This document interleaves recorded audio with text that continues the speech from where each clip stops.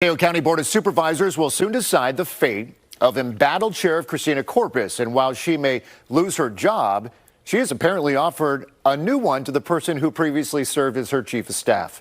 KTVU's Ann Rubin has the story.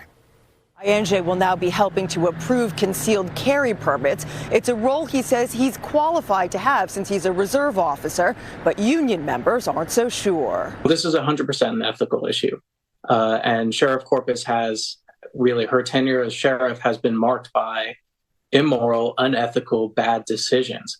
Unions representing the rank and file are up in arms. They call this open corruption and defiant mismanagement on the part of Christina Corpus. They add that Aenlle was, quote, the person who sparked the original complaints of nepotism and harassment, and say putting him in this new position, quote, once again demonstrates her disrespect for both the community and the office she holds. But in an email to KTVU, Aenlle says, at no point was I rehired. Rather, Sheriff Corpus asked me in my ongoing capacity as a reserve deputy to assist with the concealed carry weapons unit. He adds that saying he was rehired, quote, implies improper employment practices where none exist.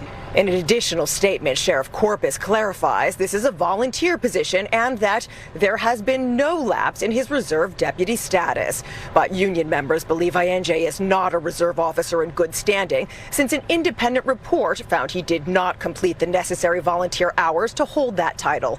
The report also accused Corpus of creating a toxic work environment, using racial and homophobic slurs, and of having an intimate relationship with Aenlle. We would want Sheriff Corpus to see the light and to realize that what she's doing is extraordinarily disrespectful to the hardworking men and women of the sheriff's office. And it's extraordinarily disrespectful to the massive amounts of people in this county who voted in favor of Measure A and who clearly want her out.